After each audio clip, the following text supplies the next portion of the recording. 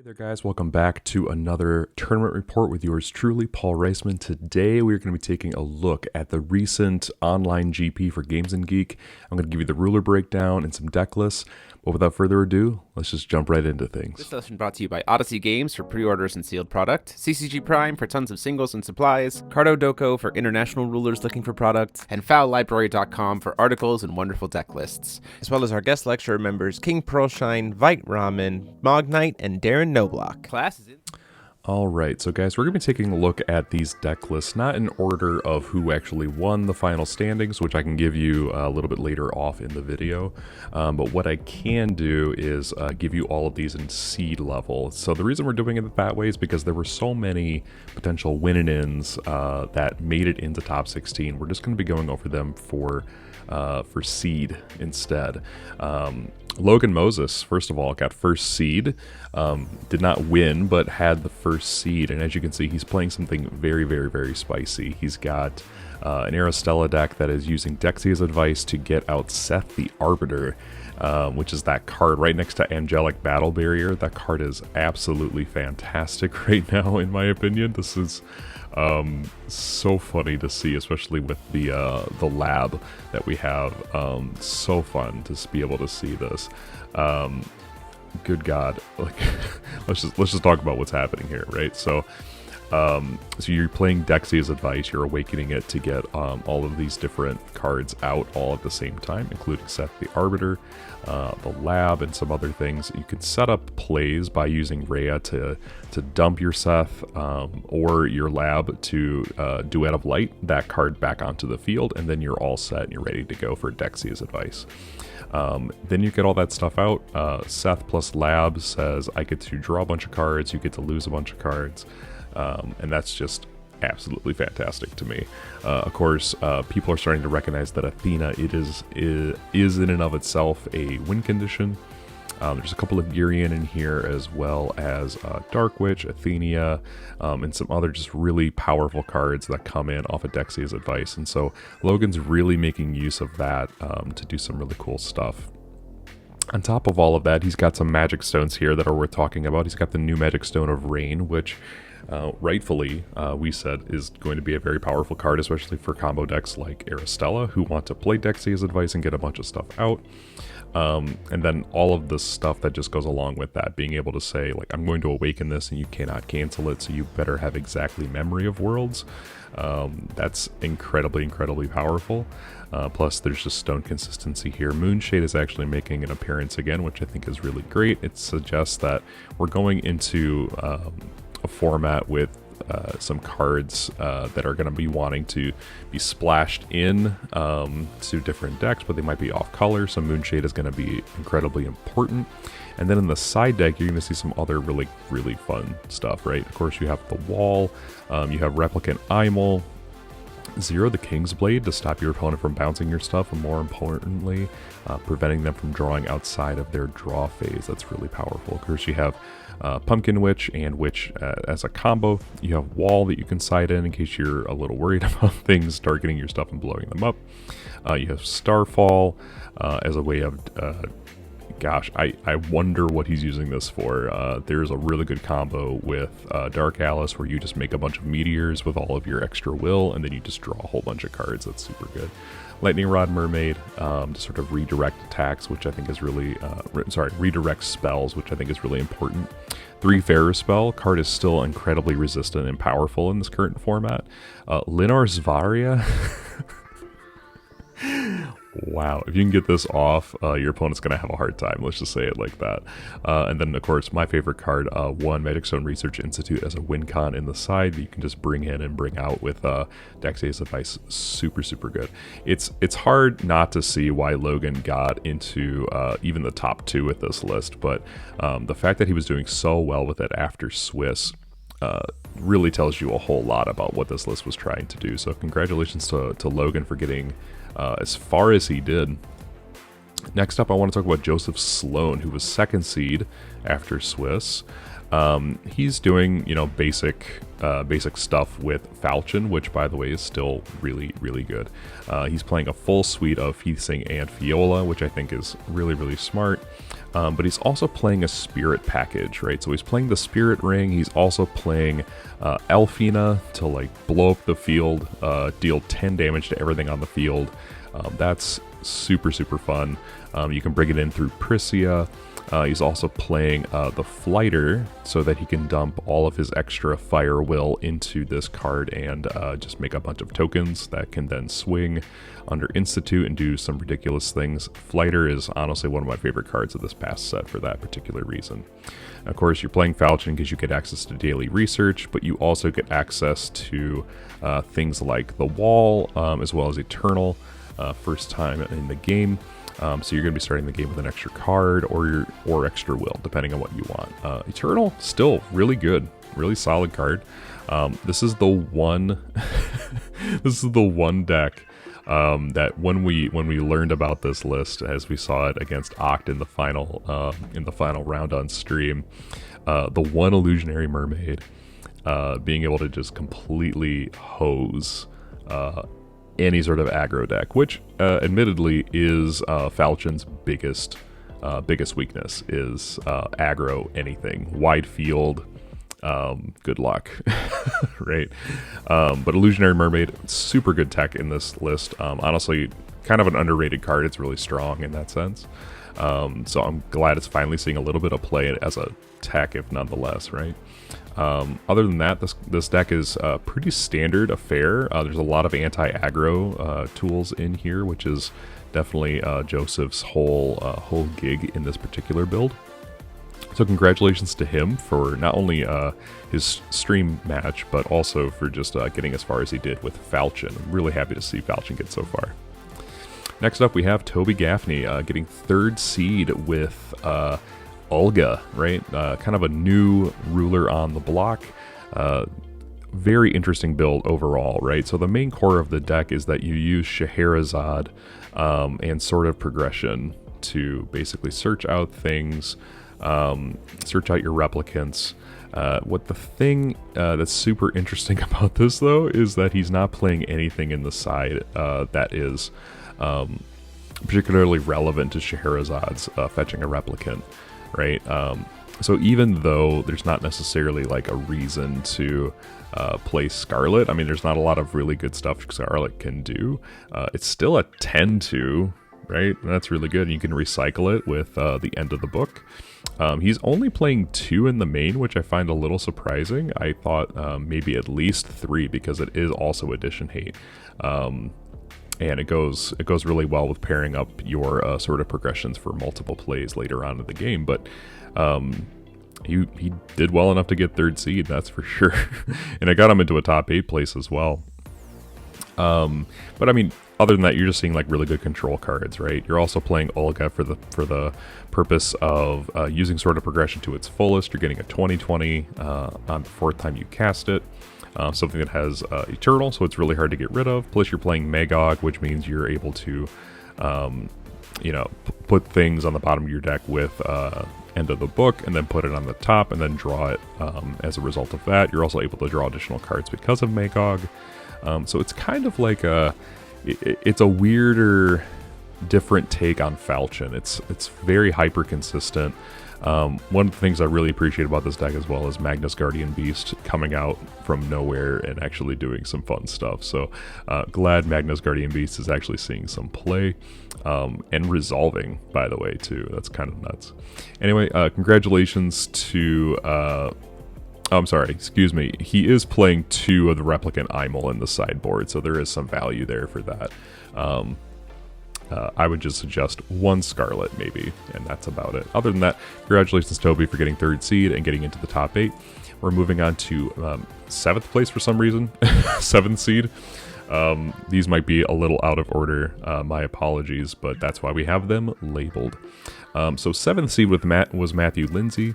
Also playing Falchion, playing the Spirit package with an Aphrodite, Valentina as well. Super fun to see that. A little bit of an anti-aggro package, an Illusionary Mermaid again. Aphrodite is a really good anti-aggro card. And then the Moonflower, which is really strong. What's interesting in the sideboard here is that because Matthew's only playing one Black Witch in the main, he's playing his 3 alongside the Pumpkin Witch in the sideboard, and then siding the Light Moon Child as well. So there's definitely some interesting things going in here. You're also seeing the Rogue Linusfaria to be able to grab off of things like Daily Research if you want to side that in. But he's also playing 2 of the Contract to be able to go into Justice when you need to be able to do that. And in general, I mean, deck is really solid. I still think Falchion Edition Control is really solid. If you're using Justice or not, it's still really good. So congratulations to Matthew for getting into 7th seed. Next, we're looking up Daniel Nagrete. Again, Hyde making a really interesting conversion rate here, mostly because this is one of the only Hydes to get into the top cut, and there were 4 overall. So very good conversion rate. We had 2 in the top 8, and spoiler alert, 1 Hyde actually won the event. So what's so good about this in particular is that Hyde just gets so much access to card draw. There's also just really good support in the new Spy Mission card, which Daniel's playing 3 of at this point. He's also playing a Diversity Stone list, which allows him to go into Institute, allows him to play Magic Stone Golem as a way of just blowing up the field. He's playing 4 of the Spider, which I think is like, personally, with 4 contracts, I don't know if 4 Spider is absolutely necessary or not, but it's still really strong in that sense. Just instant speed on your opponent's turn, a big body that draws you a whole bunch of cards. Seems pretty good. One thing I do appreciate is that he was expecting the mirror match, so he's playing the Straggler in the sideboard in order to get rid of the opponent's EX area, as well as 2 of the Black Spider. Solid card. Comes in, instant speed, just remove something for 1, and then is a huge body on board as well. In general, this is just a really solid list. This is kind of a template for what Green Hyde could look like, and even though I think Blue Hyde still has some value, I'm always going to side into Green, just because you get, I'm going to give my side to Green, because you get things like Lorites, Gyrians, Memory of Worlds, Fairer Spells, Institute. You can just get so many really good core spells in that particular color that it's hard for me to ignore. So congratulations for Daniel getting into the top 8 and getting 8th seed at the end of the first day. Moving on, people who just missed the cut. Jeremy Lindley on Ainz. Ainz obviously still has some real oomph. You see some really interesting things here. There's a lot of aggro packed into this deck with things like Flighter. You're playing, looks like he's only playing 7 Painter's Gears. That might just be a typo on our end. I'm not entirely sure, but it looks like there was only 7 Painter Gears in his list. He's playing the one contract, which is easy enough to get with all of your draw power in the deck. And then he's playing just a ton of stones that give him access to all of that goodness. He's playing so many of the Mana Dork. He's playing the 1-tacked Lars, which was kind of interesting. Comes in, especially if you have a contract active, it doesn't go away. It just gives your board +2/+2 in Eternal for the turn, so your aggro is cemented in for the turn. And then of course he's playing his natural Gears sideboard package. He's playing the Damascus Moon, which is super good against any Institute-based deck. Anything like Ega, things like that are super good. Magog gets shut down, by the way. So this card is amazing right now. He's playing his Rogue Spectator, which is really helpful for the opponent if they're trying to do things with something like Lumia, so they cannot gain life anymore. That's really helpful for them to be able to get around that. Keep the Faith to bring back any of your 1-drops. Like, again, your Painter's Gears are 0 cost, so they're easy to get back. Things like your Dork here to be able to filter into more will. Shark, Bat, Squirrel, Bird, and Dragons, all really helpful. Especially if you're trying to be aggro. These cards are really strong. They just buff your field for free. And then 1 outer space, which is still, you know, a really good anti-meta choice right now. So congratulations to Jeremy for getting into the top 16 with this list. Very fun to see, and very interesting to see all of the different techs that he's running in this particular list. Moving on to David Smith with Vega.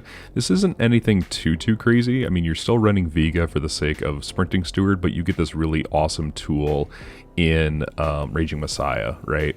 So you get Raging Messiah, you still have the Velociraptor there to deal some damage to the board. You're dealing 6 every time you connect directly, so that's really strong. He's only playing 3 contracts, which I think is probably okay. There's been times where I've had multiple contracts in hand that's not felt good. Plus, you don't have any threat of Dry Wing, so this thing is basically always going to get off. It's always going to have that extra will that it's producing, so that's really helpful. Siding into like bringing in white stones, which I think is really interesting here. He's only playing 2, but he's got a pretty substantial white package, right? So he's got Pierre, he's got Athena, he's got 4 of the Dark Alice, 4 Tea Party, and then 2 Duet of Light, and he's only using 2 base white stones. The benefit of this, though, is that you're running the Light Moonchild, which means you can correct your will into anything you need. Plus, he's running 4 stone of the Atoms, so he's able to just additionally draw additional cards. It's a Nagrete deck. You don't need to go to like 7 stones. You can just draw more cards. That's really powerful, especially when you have Ascendant, right? Ascendant is really strong for that. Bringing it Ascendant on your opponent's turn, getting an Atom Stone, going into your turn, spending the Atom Stone, and then sacking it off to draw an additional card. Very good combo there. Some interesting cards in his sideboard that we haven't seen in a while is a couple of Necronomicon Barrier. The rest of these are pretty common. Gradius in the sideboard is also really strong. We haven't seen a lot of that either, but it's really solid card. Also, Vega picked up the new cancel spell from the Killua package that we got. Anyway, this is really interesting to see. I'm glad that Vega is actually still doing relatively well. And congratulations to David for getting into 10th seed. Next up, we're looking at Steven Jeswin's Oct list. Part of me was definitely rooting to see this thing happen. You can see he's playing the one of Bahamut. Man, a card that has never seen play ever. But I'm glad that Steven pulled it out of his box and was able to use that card. Leave it to Steven to get a cool card onto the field that's seen absolutely no play in the past. Oct has a lot of really cool things going for her, right? She has Raging Messiah as like this massive damage dealer. He's playing the Necromancy spell, which gives him like all of these massive tokens under Sprinting Steward. He's also playing Burning Rabbit Dash, and some other things that are just really fun to see, in all honesty. The Dodgy package is interesting because he's also able to dump the Sealed One-Eyed Dragon to recur it. He's got the Null Stones, which allow him to ping himself and bring back the Sealed One-Eyed Dragon, which is really good. There's just a lot of really fun stuff happening here. If you take a look in the sideboard, you're also seeing some really interesting ideas. The Inferno package, as well as the Witches in the sideboard with no additional Pumpkin Witch. Probably not going to get there anyway. You're just going to assume you have Swiftness and swing in for massive damage. He's playing the one Rogue Spectator, which I think is a pretty good staple for most red decks. Inferno is really powerful though, right? It's the sense of I can just Godsart any of my Moon Children, and then my Inferno has instant speed, and I can just wreck you. It's pretty great. He's also playing 3 Gradius in the side. I'd probably move these to the main board just to ensure that game 1 has a little bit of a easier time getting around something like Red Witch. And he's also playing 2 Final Battle, which I think is certainly interesting. Final Battle has not been seeing a lot of play in general, mostly because the life loss hurts so much. So I'm wondering how Steven is using this in general. I'm very curious to see what he does with that. But he's also playing the one of Godsart Welser, which triggers his Inferno as well, which is super funny.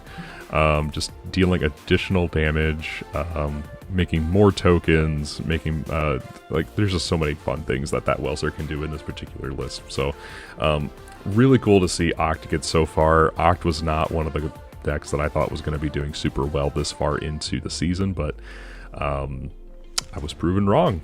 So congratulations, Steven. I'm glad you got 11th seed.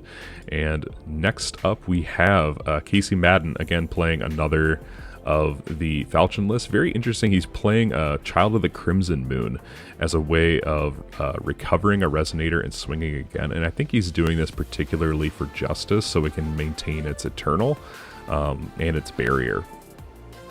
Which I think is a really fun way of utilizing Justice, right?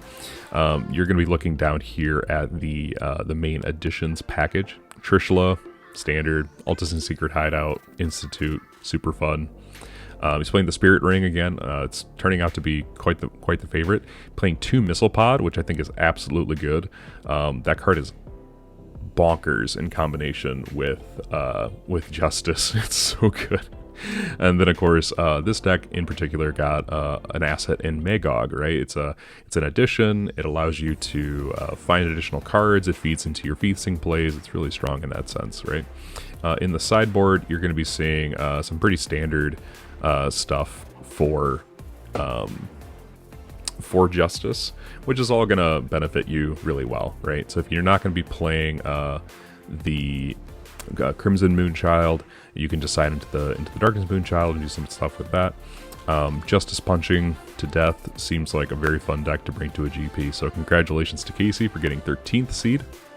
Next up, we're looking at 14th seed Hyde. Again, didn't quite make it into the top 8, but converted into the top 16, which is really fun to see. Again, standard package is going to be 4 of the contract, any number of your spiders, the new spy mission, 4 of Rusty's Fox, affectionately called Cone in my parlance here. He's playing a couple of Rusty, which I think is interesting. Rusty isn't necessarily the most potent card in the deck, but has its uses for sure. And then, of course, 4 Ega. And this is sort of a blend between green and blue Hyde. So you're seeing a couple of Fiola in the list, which is okay, but you're also seeing things like just 1 of Black Witch, couple of Institute next to those Fiola. You're also seeing the new Cancel for Killua is in this list as well.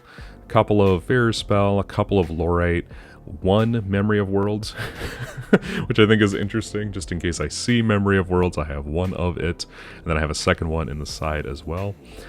Just interesting techs in general. This is definitely more of a ninja list as opposed to what Derick Mugwaneza had going on.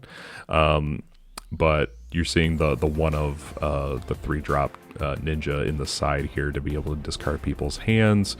You're also seeing the Witch package in the sideboard, which, you know, Witch is not super strong right now, but 1 to 2 is pretty standard. Just very interesting things, different choices you can make in regard to Hyde. So if you're looking for another Hyde list or looking for new ideas for Hyde, this is a good place to go. Next up, we have Joe Veronic, who is, again, the only Order Alice to get into the top 16, which I think is amazing. This is just more hyper aggro stuff that can pivot and do some control stuff if you need it to, right? I think Horn is still really interesting against Asuka, so this card is very decent. Obviously, you're just playing IU to get a whole bunch of will and just spam the field. Regalia Beast doing a lot of really good work, and just other really fun stuff. Pierre seeing a lot of play now because additions are a real thing, and they're really strong, especially against Olga. Getting rid of Magog right away is a good way of making sure Sword of Progression doesn't get back into the main deck. In the sideboard, you're looking at a couple of Exorcist Mage.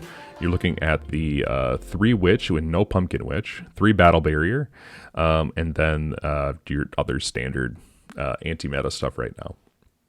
So congratulations to Joe for being one of the only Order Alices that I've seen do well on the GP circuit. Congratulations, this is still super fun to watch.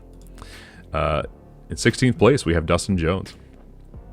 Again, playing a very, pretty much exactly the same list as Logan Moses, with Seth the Arbiter, the Lab, the ability to play Rhea to dump things into the graveyard to then revive them with Duet of Light and buff your field.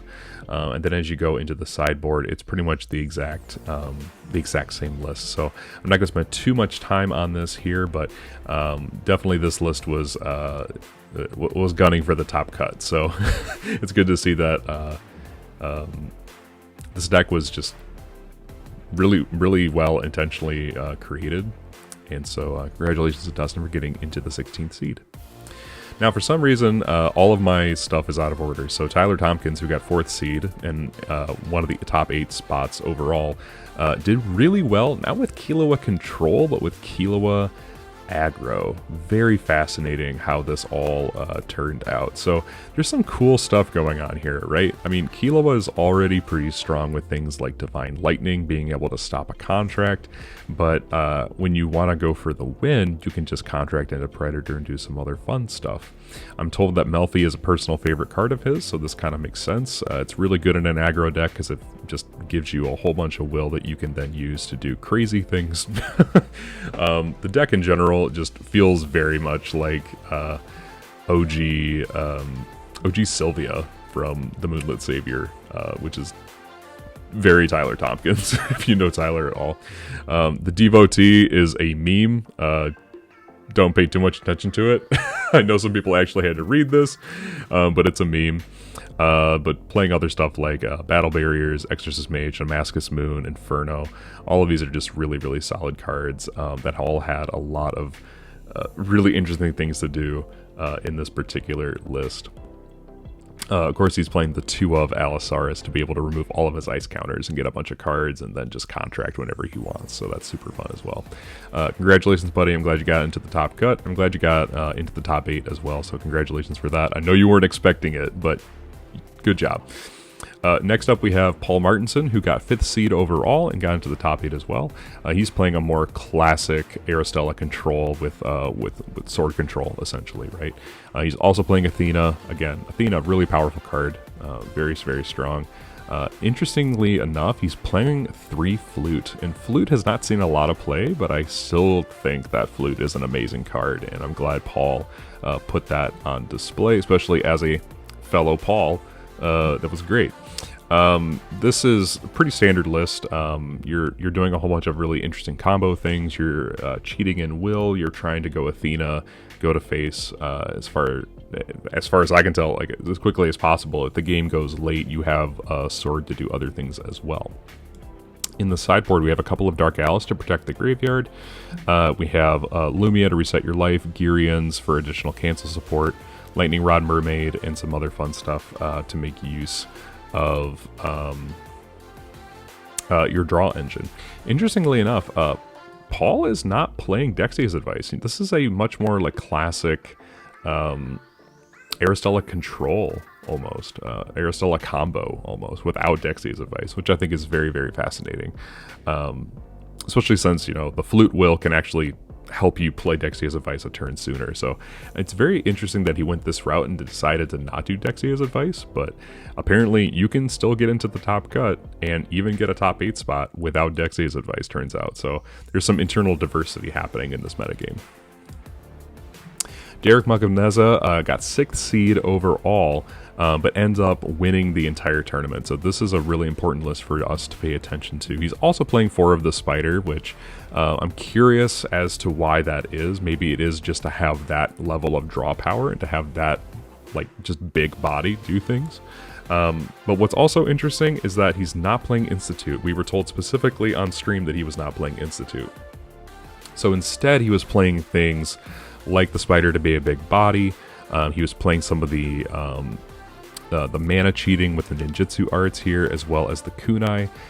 He's only playing 1 spy mission, 1 of the Keep the Faith to be able to just have raw utility, playing 2 witch, triple Lorite. Again, this is why I think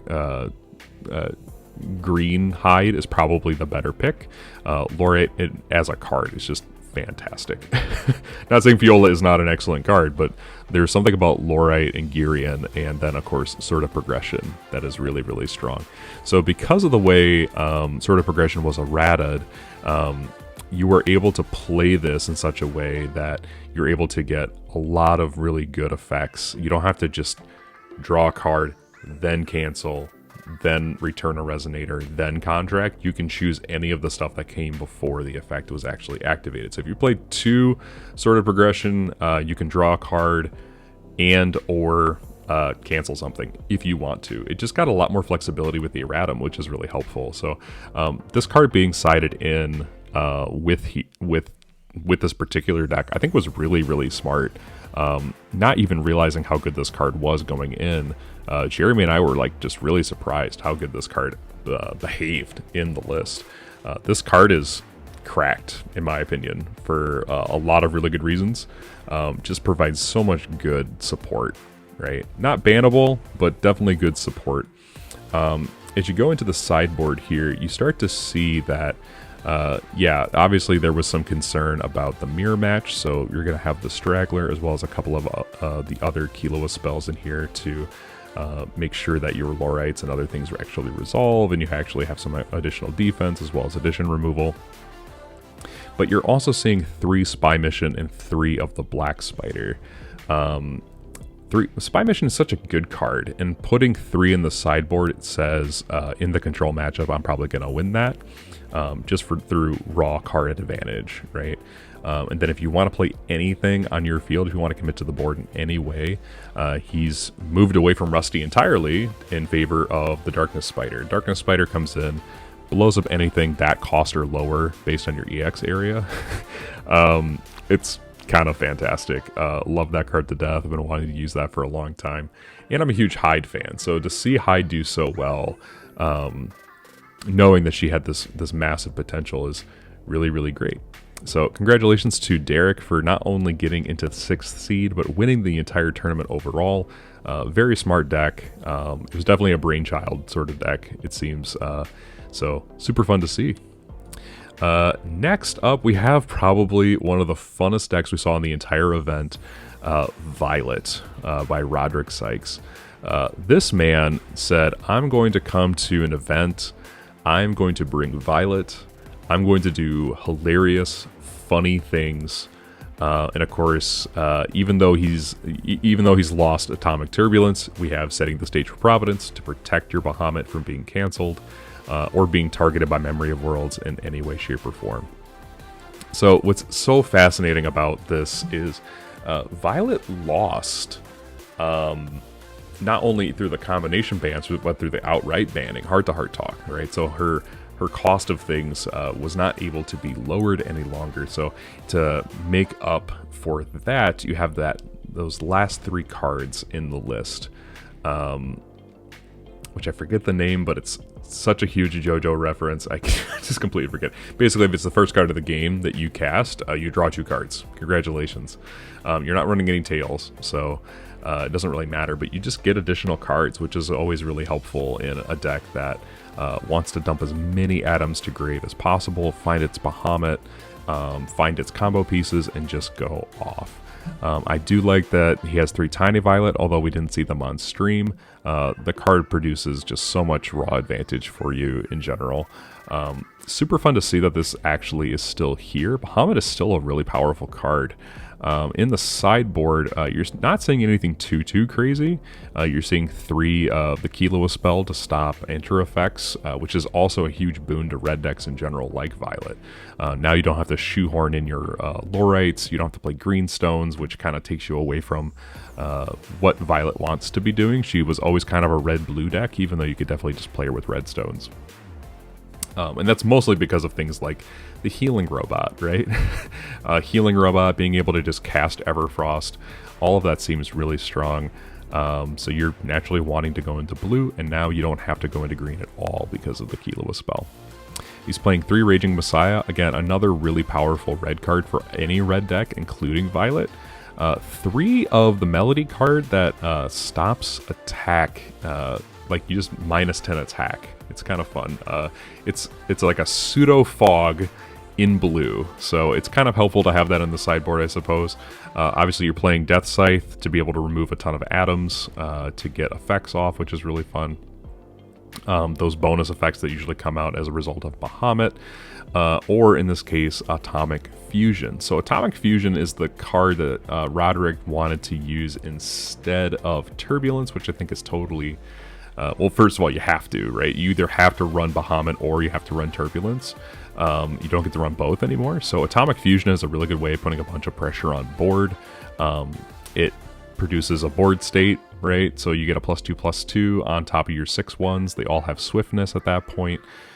and they draw you additional cards and they help you discard. So this card is actually coming out of it's not a very good card in general compared to Turbulence. Turbulence just by far just a better card. But Atomic Fusion does have a niche now because Turbulence is combo banned with Bahamut. So if you want to play Bahamut, play Atomic Fusion. It's a decent card in combination with you. It's a little bit of a nerf, but we'd love to see it. And this card is actually putting in a lot of work. Those tokens are no joke. Not at all. Overall, this deck is super fun looking.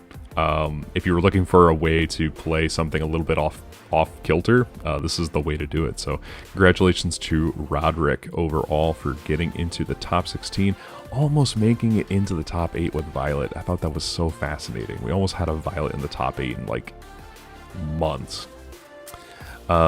And now we're back at the top of the list. So guys, let me know what you thought of this GP down in the comment section down below. I know that Jeremy and I were talking on the podcast this past week about how it feels like the game is really open right now. So even though we have a lot of hero cluster rulers, there's still some viability for some older rulers.